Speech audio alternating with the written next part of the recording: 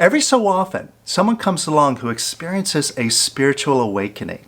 And these masters serve as a demonstration and embodiment of our own infinite nature. And more importantly, they show us that we can do this too.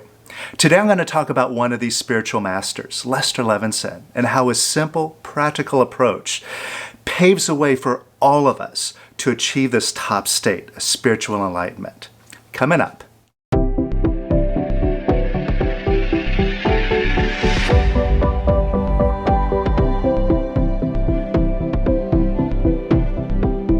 Welcome to the Power of Quiet, showing you the fast way to awaken to the perfection, abundance, and happiness that is within you right now. And if you're new to the channel, make sure to subscribe because everything that we do here is 100% experiential, meaning you don't have to take our word for it, but you get to check it out and prove it to yourself. Now today, I want to highlight and celebrate the birthday of a master by the name of Lester Levinson. And Lester is very unique, very unusual among masters. Now I'm sure you've listened to various masters, lots of them have come around, you've read their works, and Lester, the way that he talks is quite different than almost all the others. He speaks in a very plain and practical way. He doesn't beat around the bush, he doesn't use a lot of metaphors. He just tells it like it is. And Lester's approach to going free is very simple and practical. It's well suited to the way that we live in our modern lifestyle, this 21st century world that we're in. Meaning, we don't have to go run off to a monastery for a number of decades to meditate in order to achieve this enlightened state. And we don't have to give up all of our worldly possessions and live in a state of austerity to be our authentic self. In fact, we can use our challenges that we face in the world today, we can use our goals that we're looking to achieve to bring up our limitations so we could see them in a very clear way and knock them out. And that's what we practice here on this channel. Now, talking about Lester's practical approach. In one of his talks, he gave an introduction, and in just 10 minutes, he laid everything out, everything that we need to do in order to go free in just one 10-minute conversation. And I'll put a link to it here so you could check it out and you can listen to Lester in his own words. But what I want to do on this video is highlight one little thing that Lester pointed out here, which I think is one of the major points. And what we're going to do on this video is explore this and experience the truth so we can realize it for ourselves. Now what Lester says is that all of our happiness equates to our capacity to love. And conversely, all of our misery equates to our need to be loved. Therefore, just love, love, love, and you'll be happy, healthy, and prosperous. Sounds simple, right? Now, in a moment, I'm going to show you how to do this. But to really get the full scope of what Lester's talking about, let me share Lester's story and show you how he came upon this conclusion. Now, Lester's awakening happened when he was 42 years old, and this is back in 1952. And what happened was, at that relatively young age, Lester suffered his second major heart attack. And when we went to the hospital, the doctor said, "Sorry, we can't do anything for you. We're sending you home to die." They gave him about 2 weeks to live. And when Lester went home, the first thing that he said to himself was, "Lester, you're stupid, stupid, stupid." See, Lester spent his entire life studying to understand what life was all about. He'd studied physics, he studied mathematics, engineering, psychiatry, economics, all the pursuits of man trying to understand what makes the world tick. And what Lester came to the conclusion in that moment was that all that information, all that knowledge that he'd accumulated didn't get him the answers he was looking for. All it got him to was where he was a dead man. So, Lester, being a scientist, see, he was a physicist and an engineer, and the scientific approach is that if the formula that you're working on isn't working, you got to wipe the slate clean and start from scratch. And that's what he did. He just wiped everything clean, and then he started to examine his life with fresh eyes. And what he saw was that all the times in his life when he was healthy and happy and successful, all those times he was loving. He was just giving love without any thought of receiving anything for the giving. Whereas conversely, all the times when he was sick and when his businesses were failing and his relationships were bad, all those bad moments in his life were the times when he was looking for love out there in the world, looking for others to give it to him. So he looked at that, and it was so clear to him because he was looking at all the moments in his life where he was truly happy.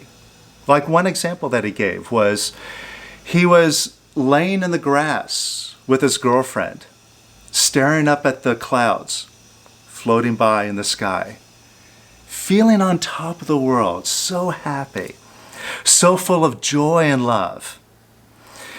And he was examining that. Where is that love coming from? Is it coming from her?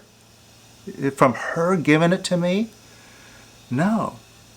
That love and that happiness is just loving her. And that just clicked in. And then he made a determination. I'm going to turn around all of these non-loving feelings, all that looking for it. I'm going to let that go.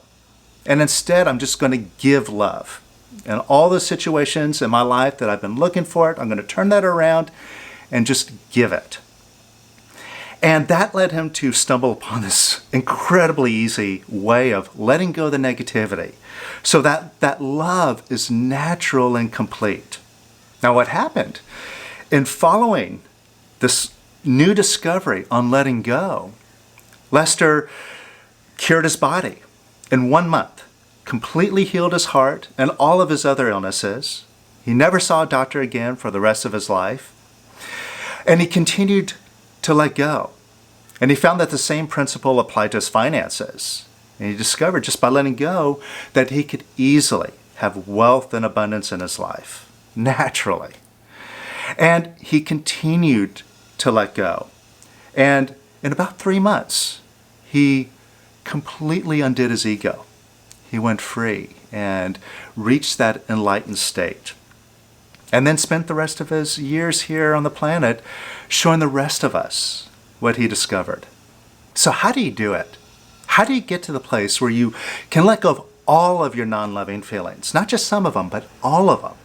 So you can love everyone and everything unconditionally. I mean, it sounds like a tall order because there's an awful lot not to love about what's going on in the world around us. And a big mistake that most people make on this path and in the spiritual community is that they intellectualize and talk about love rather than actually doing it. And I'm sure you've seen people talk about love and oneness, and they're so flowery in the way that they are talking about it. But you could tell that their growth is very, very slow, if at all. They're just talking about it rather than just flat out doing it. And that's the key, just doing it. And how do you do it? Well, the best place is to start with yourself. Because after all, as I say, you can't love anyone else unless you love yourself first. And if you look closely, you'll see how much you really don't love yourself. There's a lot that we judge ourselves about, right? And criticize and complain. We want to change about ourselves. And we beat ourselves up over the way that we look, our weight. We have guilt about things that we've done in the past or haven't done, and we're carrying that around with us. And as long as we have this negativity that's running as thoughts in our mind, it's impossible to love ourselves unless we take that negativity out. And taking it out is easy. We do it just by being clear. Exercise a little bit of critical thinking right now. Instead of leaving our mind running on automatic, as we do a lot of the time. We just let those thoughts run and run and run, not taking ownership over them. But whose mind is it? Right now, if you look at your mind, it's just a voice, a sound in your head. And it has a tendency to complain and criticize and be negative, right? But who does that mind belong to? It doesn't belong to anybody else but you. And if you're the owner of it, who said that you had to listen to it? And the truth is, you could take that negativity out right now, just with a simple decision. So take a look at something that you're disapproving of about yourself right now. It could be anything. It could be something that you've been carrying around, judging yourself about for a long time. Maybe something about your physical appearance, whatever. What is it that you're beating yourself up about? Now let's exercise a little bit of critical thinking here and take ourselves off of this automatic pattern in the mind. And we do this by asking a simple question. How does it help you to beat yourself up? Is that going to change anything? Is it going to make things better? Is it going to create a positive result by being negative? No, of course not, right? And who's doing it? Who's sitting here beating yourself up? You are, right? Even if you want to blame your mind, that mind belongs to you. You're in charge. So if you're doing it and it doesn't help, therefore now it's a decision, a simple decision. I'm going to be positive and love myself, or I'm going to be negative and beat myself up. Now, what do you decide? I'm assuming you're choosing to love yourself. I mean, that's obviously the smart decision here. Now, this being the case, could you let go of disapproving of yourself? And this is a simple decision, yes or no. And could you let go disapproving of yourself a little bit more? And could you let go disapproving of yourself a little bit more? And could you let go disapproving of yourself even more? And could you let go disapproving of yourself even more? Yes or no? And even more. And even more. And even more. And even more. And how does it help you to beat yourself up? And who's doing it? So could you let go of disapproving of yourself? And could you let go of beating yourself up? And more. And could you let it go a little bit more? And a little bit more. And even more. Now notice how you feel. Do you feel a little bit lighter? And that's all we're looking for. This lighter feeling is showing you now that you're moving in the right direction. That you're letting go of the non-loving feelings. And that lighter feeling is the natural love that's showing up when you let the negativity go. It's already inside of you. You don't have to do anything to put it in there. It's already there, covered up by the negative feelings. Now see if you're still judging yourself or disapproving of yourself. And again, that's your choice. It's your decision to beat yourself up. And how does that help you? And who's doing it? And so if you're doing it, and it's not producing a positive result, now you just got to decide, I'm going to be positive and love myself, or I'm going to be negative and beat myself up. And the smart decision being love, now can I let go of the disapproval? Could you let that go? And could you let go of disapproving of yourself even more? And could you let go of disapproving of yourself even more? And even more. And even more. And even more. And even more. And even more. And how do you feel now? Even lighter? More peaceful? Quieter? And just notice. Right now, since positive doesn't hurt anything, could you give yourself some love and approval? Just because. No reason, just because. Just because you can. Could you love yourself? And again, this is a decision, yes or no. It's not complicated. Just decide, yes or no. Could you give yourself some love and approval? And could you give yourself some more love and approval? And could you give yourself even more love and approval? And even more. And even more. And even more. And even more. And even more. And notice how you feel now. Feel even lighter, right?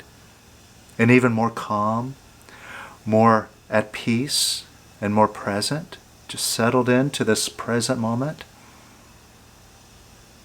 And how easy is this? You just decided yes or no. You made a decision that took power back from your mind because you gave your power away to the mind. We just let it run on automatic. And forgetting that you are the owner. So what you just did here was just reclaimed your ownership. And this is how now you're getting more present and reclaiming your happiness. Now let's take a look at the world. And remember what Lester said. Our happiness equates to our capacity to love. Love the whole world equally and unconditionally. And all of our misery equates wanting love from the world. Now, most of us, we want love and approval from the world, right? We've been doing it our whole life. We started with mommy and daddy. We got to get their approval. And then it went on to school. And we got to get everyone else's approval, the teacher's approval. And this habit just goes on and on. So let's examine this. Wanting approval. What are some of the ways that you want love and approval? And not just you, all of us. We all kind of do these same silly things. What are some of the ways that we seek love from the world? Well, we dress up nice, we comb our hair, we present ourselves nice, so that we get other people's approval. Oh, you look nice today. Or we agree with people. We don't want to rock the boat. We don't want to tell people how we really feel, so we stay quiet and we go along and we don't speak out so that we can keep their love and approval. Sometimes we laugh at people's jokes, even when they're not funny. And what are some other ways that we look for approval? What are some ways that you do it? Now examine these things that you go through in order to seek approval, attention, respect, love from the world. And notice how in that looking for it, there's a feeling of lack, a feeling like I don't have it, and I need to do these things in order to get it. And as much as we do it, we're never fully satisfied. We keep having to do these things again and again. Or we get to a place where we have someone's love, but then we're worried about hanging on to it. So we never fully resolve the having. Because in us, in this looking for it, it's reinforcing a position of lack. And that wanting and seeking approval is a lacking feeling. It's feeling like there's a void that we have to fill. And if we didn't have those people, we would feel empty, lacking, and so on. And that's how we feel as long as we're looking for it. And we also make a huge mistake in our thinking, especially when it comes to our family and loved ones. We have this mistake in thinking that seeking their approval is a loving thing. I want you to love me.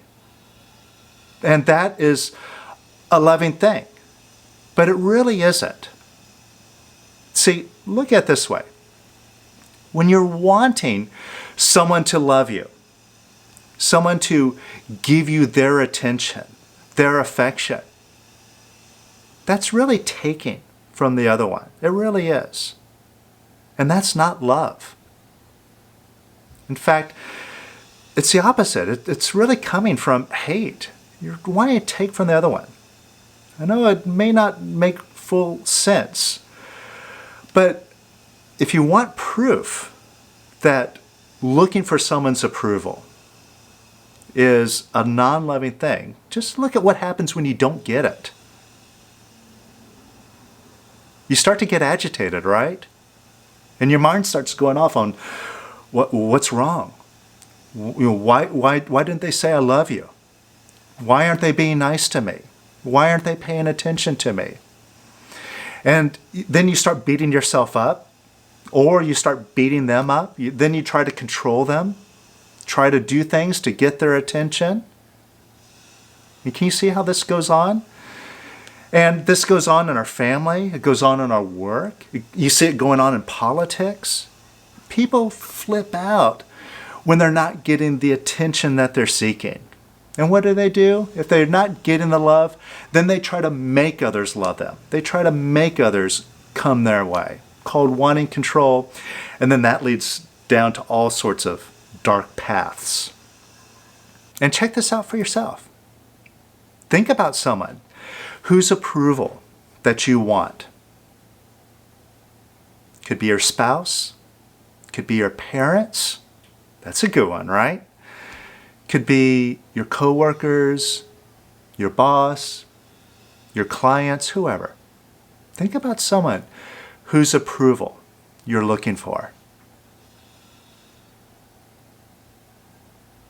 And notice how that feels when you think about this. It's a lacking feeling, an empty feeling.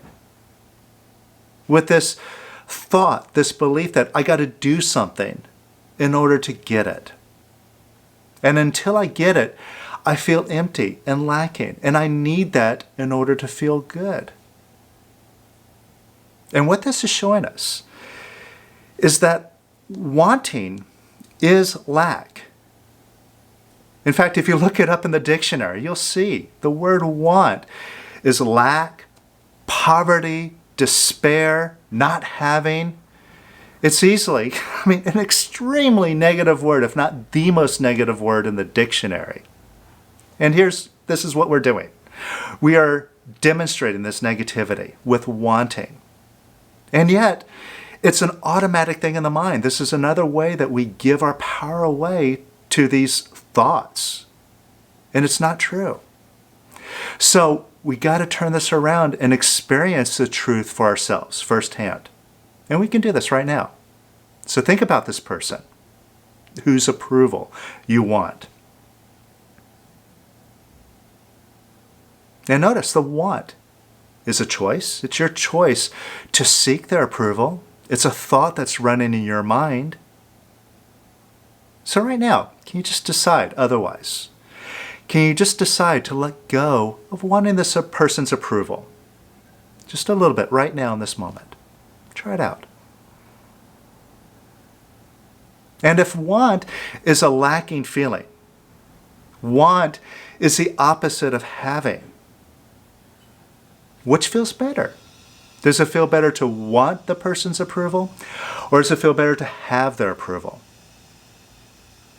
Now these are two different things, and you can't want and have at the same time. So could you let go of wanting this person's approval?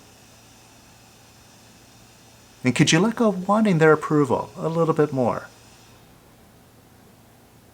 And could you let go of wanting their approval even more? And even more.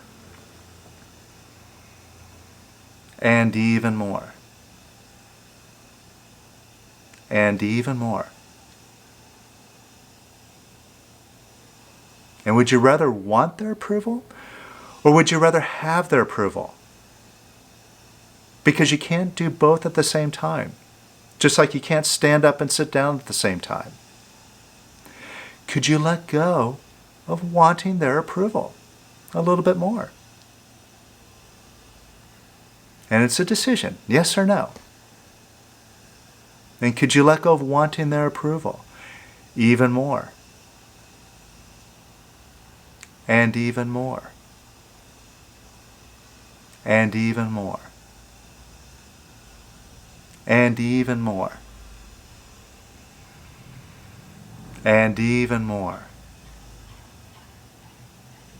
And even more. And even more. And even more.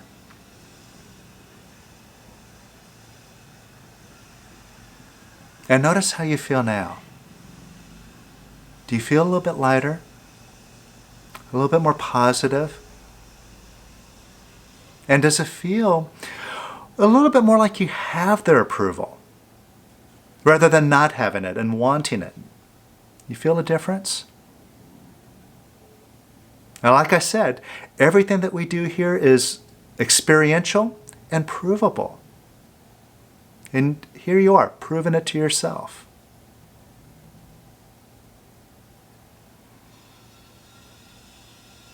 Now let's take this a step further.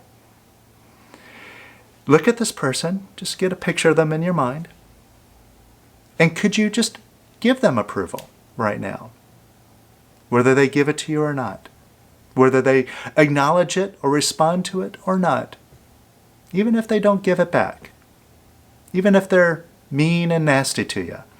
Could you love them anyway? And could you love them a little bit more? Just because. And could you give them some love and approval? Without any strings attached. Without any thought of getting it in return. Just love them, even if they don't love you back. And could you give them a little bit more love and approval? And a little bit more. And a little bit more. And could you allow them to be exactly as they are? And grant them the right to be just as they are. And could you love them some more? And some more. And even more. And how does that feel? Doesn't that feel nice? And this is what Lester discovered. That when he was loving, that's when he was feeling love. And that's the only time that we can experience it. The love that we're looking for can only be felt when we're given it. We can't possibly get it from the other one. We can only experience it from our own giving, from ourselves. And you see what the secret is here. This takes you out of the trap that most people fall into on the spiritual path about intellectualizing about it. See, you can't love while you're simultaneously wanting love. That need for someone to love back in order to get it yourself, that's negative. That's taking from the other one. And you can't be positive and negative at the same time. It's like trying to drive a car while having your foot on the brake. So by letting go of the wanting it, notice how easy it is to give it. It's natural. All right? You don't have to think about it. You just do it. So this is how you can really move down the path fast. And this is exactly what Lester did.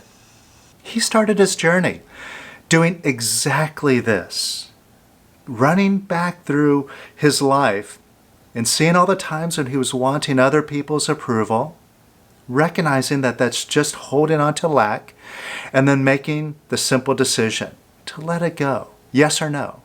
That's it. So simple. And that led him down the path that freed him of all of his misery and ego in just 3 months. And you can do this too, if you just do it. All right? Now, in celebration of Lester's birthday, if you've been following along with Lester, you're a fan of his teachings, and you have some favorite lessons of Lester or quotes, share them in the comments below. Let us know which of Lester's teachings speaks most directly to you. All right? I'd love to see it.